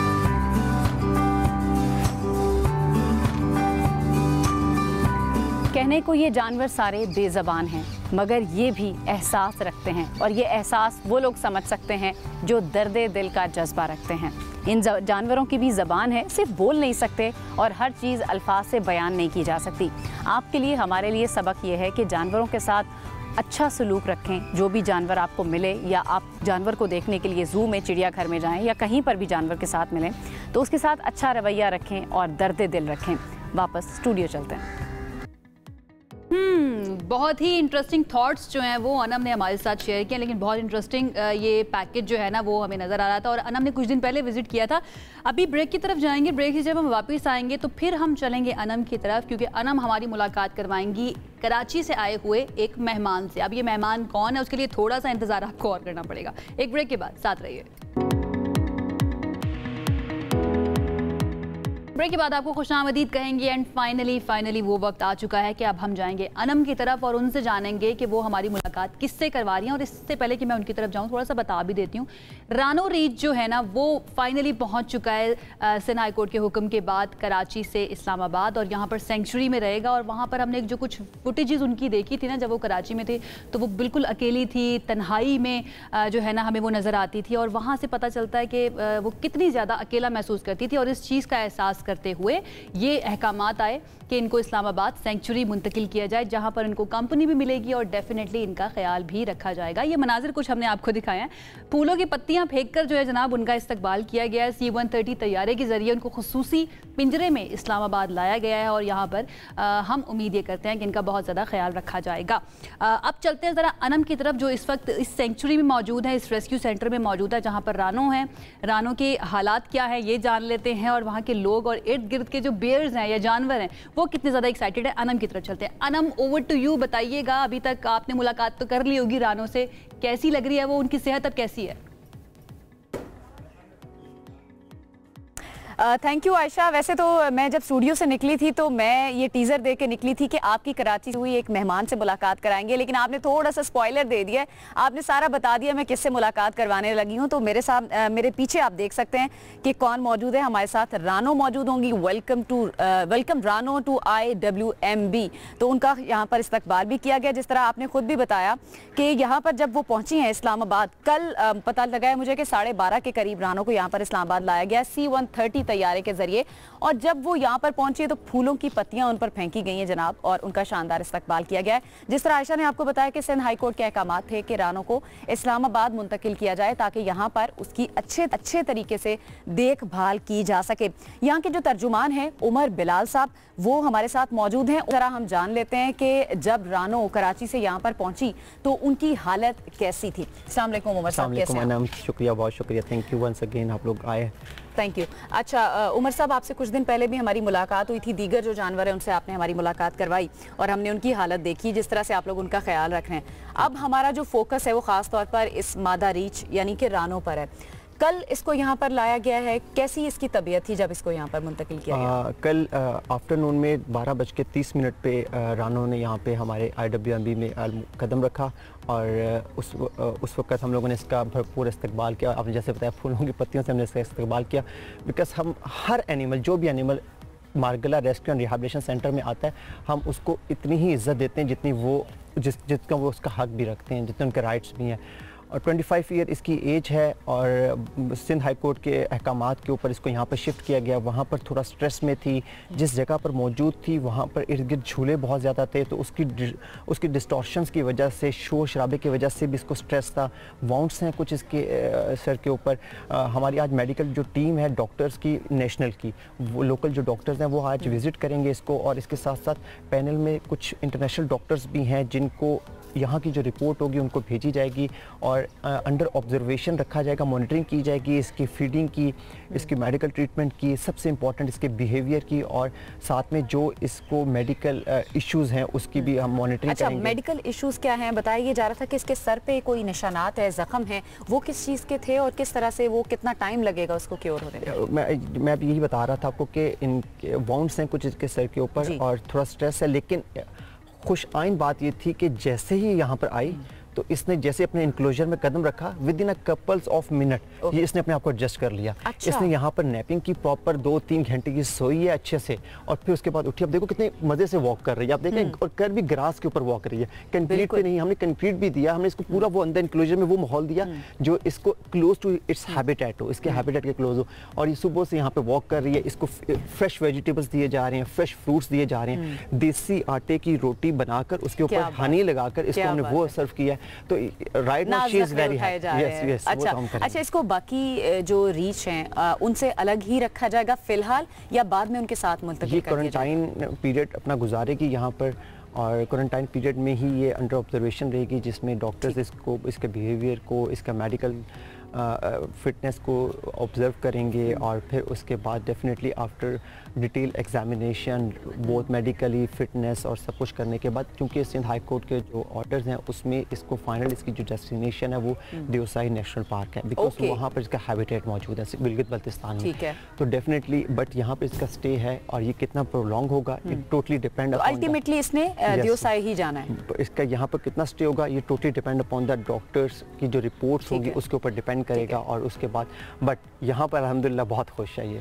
अच्छा, यहाँ पर बहुत ज़्यादा खुश है। अच्छा, जिस तरह हम इंसानों की जहनी सेहत के बारे में बात कर रहे होते हैं, तो ज़ाहिर है जानवर बेज़बान हैं, लेकिन उनकी जहनी सेहत भी इफेक्ट होती है। जो यहाँ जिस तरह से इसको कराची में रखा गया था, जो हालात थे इसके, तो किस तरह पता चलता है कि एक जानवर की जहनी कंडीशन ठीक नहीं है? मैंने आपको भी जैसे थोड़ी देर पहले भी ये बताया था कि जो वेट डॉक्टर होते हैं, वेटनरी डॉक्टर्स होते हैं, वो इनको एग्जामिन करते हैं, और वो एग्जामिन करके अपनी एक रिपोर्ट जनरेट करके आपको जहाँ पर भी ये मौजूद होता है उन हुकाम के हवाले कर देते हैं। तो वहाँ पर काफ़ी दिनों से ये चीज़ चल रही थी कि ये स्ट्रेस में है, झूलों की जो आवाज़ें उनकी वजह से बहुत ज़्यादा स्ट्रेस में है, और फिर वहाँ का एनवायरनमेंट जो माहौल है और फिर दियोसाई का जो इसका हैबिटेट का माहौल है उसमें भी थोड़ा सा डिफरेंस है। तो इसलिए वो चीज़ जैसी रिपोर्ट से और ऑब्जर्वेशन से सामने आई तो फिर डेफिनेटली कोर्ट ने ऑर्डर दिए कि आप इसको इस्लामाबाद। अच्छा, कराची से कोई और जानवर भी मुंतकिल हो रहा है, कुछ और के भी ऑर्डर्स हैं? मैं आपको बताता हूँ कि जो वाइल्ड लाइफ का कानून है ना वो हर सूबे का अपना है। सिंध का अपना वाइल्ड लाइफ का कानून है, वफाक का अपना है, पंजाब बलोचिस्तान सब का अपना है। नो वन कैन इंटरफेयर दूसरों के वाइल्ड लाइफ के कानून में। Yes, but they called us for assistance. वो हमें पंजाबी रिक्वेस्ट करता है, हमें आज़ाद कश्मीर से भी यस करते हैं, तो वी गो देयर और हम जाते हैं और जाके उनको असिस्ट करते हैं, उनका एनिमल जो भी होगा वो लेकर आते हैं और उसको केयर टेकिंग देते हैं as per the direction of the department and court. ठीक है। अच्छा, जिस तरह से इसका इस्तकबाल हुआ, हमने वो वीडियोस में भी देखा, वो बड़ा ज़बरदस्त था, देखने में भी बड़ा अच्छा लग रहा था। कोई रिवायत है यहाँ की कि जब कोई जानवर आता है, किसी को लेके आते हैं, तो ऐसे ही फूलों की पत्तियाँ निछावर करते हैं? रानो हमारे लिए बहुत स्पेशल है, इसलिए स्पेशल है एक तो इसने बहुत लंबा सफ़र करके आई थी यहाँ पर, और C-130 इसमें हम बिल्कुल डेफिनेटली हम अपनी पाक फ़ज़ाइया का भी शुक्रिया अदा करेंगे जिन्होंने हमें असिस्ट किया सिंध गवर्नमेंट को, और उसके थ्रू ये यहाँ पर इसको ट्रांसफ़र किया। रानो इसलिए भी स्पेशल है क्योंकि ये इनकी जो नस्ल है वो नापैद हो रही है, डिस्ट्रिक्ट नहीं है बट महदूद होती जा रही है। तो हम वी ट्राई अवर बेस्ट कि हम इसको किसी भी तरीके से इसके हैबिटेट तक पहुंचाएं। तो इसलिए अब ये बहुत दूर से आई है और कराची से आई है, कराची से फर्स्ट एनिमल हमारे पास आया था, तो डेफिनेटली हमारे लिए स्पेशल था। ये बिल्कुल मेहमान की तरह ही है, जिस तरह हम अपने, बहुत बहुत शुक्रिया उमर बिलाल साहब हमारे साथ मौजूद थे। जिस तरह हम मेहमानों का इस्तकबाल करते हैं ना, कोई मेहमान हमारे घर में आता है और हम एक्साइटेड हो जाते हैं उसको देखकर, तो रानो के साथ भी कुछ ऐसा ही ट्रीटमेंट देखने में मिला है जब उनका इस्तकबाल किया गया। अभी भी बड़ी अच्छी देखभाल उनकी की जा रही है रानो की, और जिस तरह उमर ने हमें बताया कि उसके खाने का खास तौर पर ख्याल रखा जा रहा है। और कुछ दिन पहले भी मैंने यहाँ पर विजिट किया था, और जो खाने पीने की इनकी चीज़ें और कैसे देसी घी लगाकर जो रोटियाँ तैयार खास तौर पर की जाती हैं वो मैंने अपनी आंखों से खुद भी देखा, और फिर फ्रूट्स भी इन जानवरों के यहाँ पर मौजूद हैं। तो बड़ी अच्छी देखभाल यहाँ पर हो रही है रानों की। और जिस तरह उमर साहब बता रहे थे कि फिर इसको दियोसाई जो इसका हैबिटेट है उसमें मुंतकिल कर दिया जाएगा। तो ये रानों की सूरत हाल हमने सोचा कि आप तक पहुँचानी ज़रूरी है। अब वापस चलते हैं आयशा की तरफ स्टूडियो में। जी आयशा। अनम, यकीन करें बहुत खुशी हो रही है। एक तो रानो की सिचुएशन बहुत बेहतर लग रही है, उसके चेहरे से भी ऐसा महसूस हो रहा है जैसे उसकी आंखें मुस्कुरा रही हैं, लेकिन आपने बड़े अच्छे तरीके से पूरा दिखाया देखने वालों को, और डेफिनेटली आपको भी एक अच्छा एक्सपीरियंस हुआ होगा, अच्छा महसूस हुआ होगा। अनम हमारे साथ मौजूद, देर बाद दोबारा से हमें ज्वाइन कर लेंगी, लेकिन बहुत ही इंटरेस्टिंग है और इम्पॉर्टेंट ये है कि ये क्योंकि रानो की नस्ल जो है, जैसा उमर बिलाल साहब ने कहा कि वो नापैद होती जा रही है, तो इसलिए बड़ा ज़रूरी है कि उसको उसके नेचुरल हैबिटाट जो कि दियोसाई नेशनल पार्क है वहाँ तक पहुँचा दिया जाए, और जानवरों का ख्याल रखना है, स्पेशली उनका जो खुद से कह नहीं सकते हैं या फिर जो शायद ख़तरनाक भी हों, लेकिन अगर उनको बंद करके रखा जाएगा तो वो भी ज़ीरू हैं, जानदार हैं, उनके लिए प्रॉब्लम होगी और उनकी मेंटल हेल्थ के ऊपर भी बहुत ज़्यादा फ़र्क पड़ता है। बीइंग ह्यूमन हमें इस चीज़ का बहुत ज़्यादा ख्याल रखना चाहिए, जो अनम भी बात करेंगे। अब जाते हैं एक ब्रेक की तरफ, वापस आएंगे तो मज़ीद बात करेंगे, हमारे साथ। Welcome back once again. Anam ने हमें ज्वाइन कर लिया, आप सेफली पहुंच गई हैं? अच्छा, मैं सेफली पहुंच गई हूँ। रानो को मिलकर मुझे बड़ा अच्छा लगा, बड़ी खुश लग रही थी, खुश लग रही थी। लेकिन जो सरमायाकार है जिन्होंने डिजिटल करेंसी बिटकॉइन के अंदर इन्वेस्ट किया हुआ है वो बिल्कुल भी खुश नहीं है, क्योंकि बिटकॉइन की कीमत जो है ना वो 4 माह की कम तरीन सतह पर हम कह सकते हैं $1 लाख से नीचे आ गई है। जून के बाद ये कहा जा रहा है कि वो $1 लाख से नीचे आई है। तो वो तमाम सरमायाकार, वो तमाम इन्वेस्टर्स जिन्होंने इन्वेस्ट किया था बिटकॉइन के अंदर, उनके अरबों डॉलर डूब गए हैं। अगर आप पैकेज देखते हैं फिर वापस आएंगे तो थोड़ी मजीद बात करेंगे इस पर। बिटकॉइन की कीमतों में उतार चढ़ाव, दुनिया की सबसे बड़ी क्रिप्टो करेंसी 4 माह की कम तरीन कीमत तक गिरी। बिटकॉइन 4 माह में पहली बार 1 लाख के नफसियाती हद से नीचे आया। बड़े बड़े सरमायाकार परेशान, क्रिप्टो मार्केट में $250 अरब का नुकसान। आलमी क्रिप्टो करेंसी मार्केट की मजमूई मालियत में $1 ट्रिलियन से जायद की कमी हुई।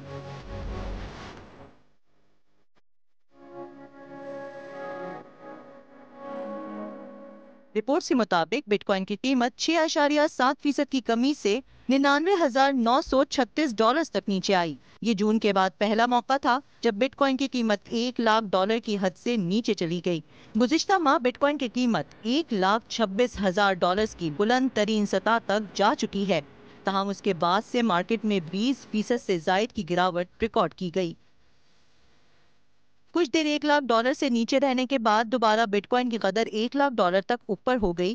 ताहम सरमायाकारों और क्रिप्टो करेंसी मार्केट को भारी नुकसान उठाना पड़ा। माहिरीन के मुताबिक बिटकॉइन के साथ दीगर डिजिटल करेंसियों की कीमत पर भी मनफी असरात मरतब हुए हैं।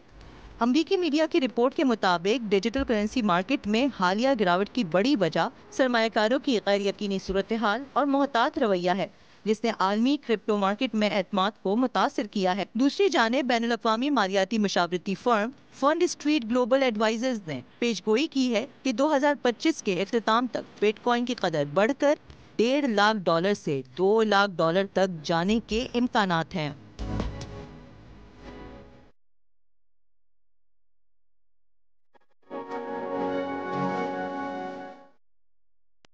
So we are really sorry उन तमाम लोगों के लिए, उन तमाम इन्वेस्टर्स के लिए जिनके पैसे काफ़ी हद तक डूब गए हैं। लेकिन माहिरीन जो है ना वो अच्छा प्रोजेक्ट कर रहे हैं, प्रोजेक्शन बहुत अच्छी है। $1.5 लाख से $2 लाख तक कहा जा रहा है कि इसकी कीमत पहुंच जाएगी। आपको परेशान होने की नहीं, मैं परेशान नहीं हूँ। मैं कह रही हूँ कि ये फ्लक्चुएट कर रहा है, वापस शायद ऊपर ही जाएगा। जिस तरह हम कह रहे हैं कि सोना जितना भी फ्लक्चुएट कर ले उसने अल्टीमेटली उसने ऊपर ही जाना होता है। यू नेवर नो, पता है ना स्टॉक मार्केट किस तरह से फ्लक्चुएट कर रही हो, तो स्पेकुलेशन बड़ी मैटर करती है। लेट्स सी, अब हम देख ही सकते हैं कि क्या होगा। बहरहाल जी आगे बढ़ जाते हैं। पाकिस्तान के तवानाई के शोबे में एक बड़ी कामयाबी सामने आई है। तकरीबन 2 दहाइयों के बाद समुद्र में तेल और गैस की तलाश के लिए बोली का अमल जो है वो अब कामयाबी से मुकम्मल कर लिया गया है। पेट्रोलियम डिवीजन के मुताबिक लाइसेंसेस के पहले मरहले में तकरीबन $80 मिलियन की सरमायाकारी मुतवक्के है। जी हाँ, ड्रिलिंग के दौरान ये सरमायाकारी $1 अरब तक पहुंच सकती है। और हुकाम ये बता रहे हैं कि इंडस और मकरान बेसिन में बैक वक्त एक्सप्लोरेशन हिकमत अमली कामयाब रही, जिसके नतीजे में